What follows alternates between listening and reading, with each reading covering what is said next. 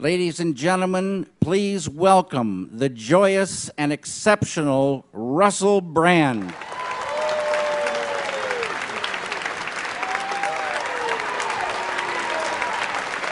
Thank you.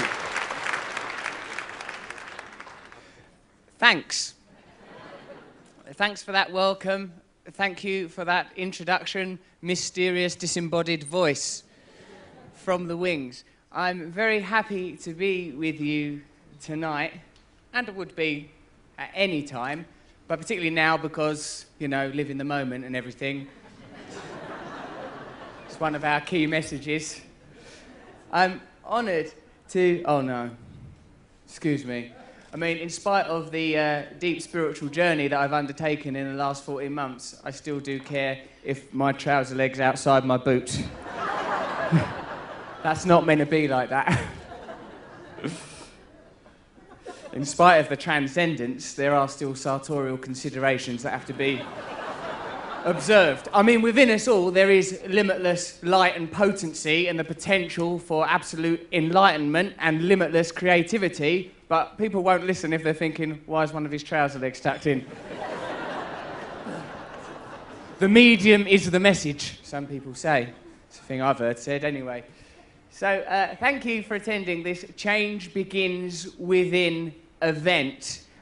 Firstly, I suppose I would like to tell you about how I came to be involved with the David Lynch Foundation, Bobby Roth, and some of the other beautiful, mysterious individuals, some of whom you'll be familiar with, others you'll acquire familiarity of over the course of the evening.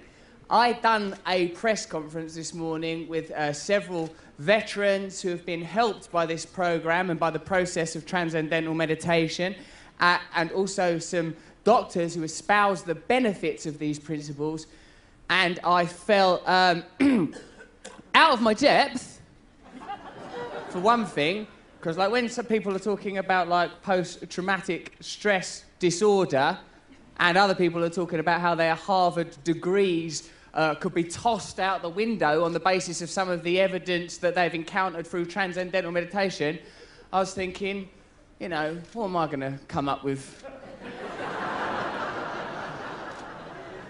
I did think about lying, and saying I'd been involved in a war. Thought maybe I could get away with the Falklands, I'm English and that.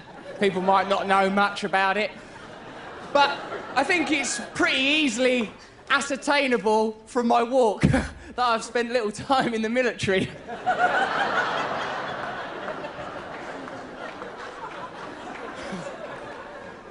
Few people, in fact, return from the Middle East saying, I think the worst thing about the time we spent during that war was sometimes our fatigues would get caught in our boot and it was asymmetrical.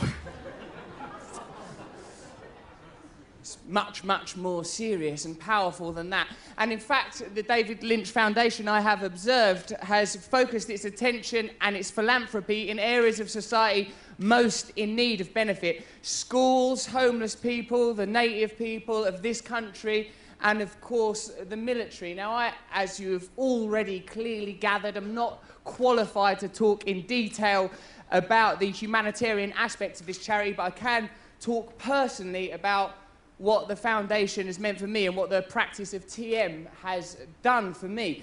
I met Bob Roth and David on account of I was making a documentary about the search for happiness from the perspective of someone. I grew up with not much money, wanted to be famous and stuff, got some money and some fame, and discovered, to my chagrin and astonishment, that that did not fulfill my desire for happiness. Yeah, so like I wanted to be famous, wanted to be rich, wanted to acquire money. In fact, a lot of the social ideas that are sold by our culture, I bought into. Grew up in a modest suburban area and thought, yeah, fame, all these glistening trinkets. And it would be difficult, wouldn't it, to ignore the cacophony of fame, this all-pervasive racket of consumerism that surrounds us, the glistening billboards, the endless racket of the music. It's constant, all-encompassing. And I thought, oh, that's the dream, that's the thing I want to acquire, material things. But as the name of this event suggests, change begins within. So, like, while making that documentary In Search of Happiness, I went off to meet Bob Roth, off in Fairfield. Iowa. And, yeah, that's a mad trip, that place.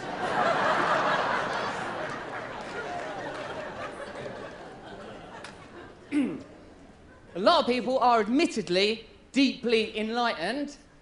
Like, you know, you meet Bob, and a lot of people that have been educated, they're beautiful children that have spent their life free from the kind of cultural influences that like I've personally encountered, and you can see a light in their eyes. And Bobby Roth taught me to meditate, and there's some, you know, and it's a very sort of, like, you know, I know the foundation are very keen to focus on the practical elements of it because that's more applicable and it's non-denominational, so it's more useful to more people.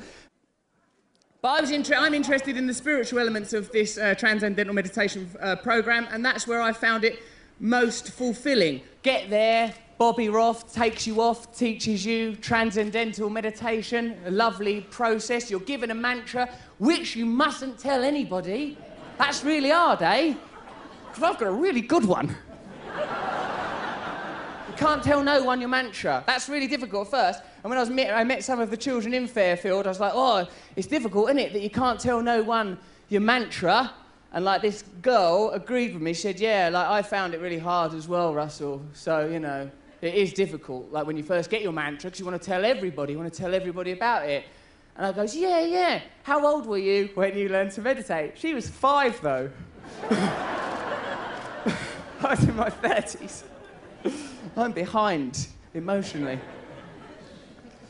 The process for me, though, having now acquired, I've been practicing for 14 months, is really, really beautiful. I've found that there is an ever-present sanctuary within me, and presumably, if it's within me and with the other people who you'll hear talking later, it's within us all. And whilst the philanthropic work of the foundation rightly focuses on those most in need, what is also evident is the capacity within each of us to acquire access to this phenomenal spiritual, emotional, psychological, physical resource that has medical benefits that you'll hear about, that has psychological benefits that may not be evident when watching me talk, because you'll think, we're in the hands of a madman. But as you hear some of the other speakers tonight, you'll realise the sort of the potency of this practice, how it helps creativity, you know. And for me, yeah, I've discovered that there's limitless compassion within all of us, that there's limitless creativity within all of us, that there is absolute oneness, that we have access to it at any time. Now, I think the things you'll hear about tonight are a lot more pragmatic. You know, that's like some of the things you'll hear about from some of the doctors and veterans and brilliant and articulate speakers that are coming up later. But, you know, my personal experience of it has been, yeah, like losing myself. If you don't know already, you will surely be intuiting that I spent a long time as a drug addict. And, sort of crack, heroin, they're all right at first. But there are some, I mean, I don't know if you know this, there are some detrimental side effects if used long term. Terrible for the teeth, headaches. Heroin, for example, is very Moorish. If taken consistently, you'll really get a taste for it. It'll be hard to let go of. I'm not endorsing heroin. In fact, I'm doing the opposite, reckon.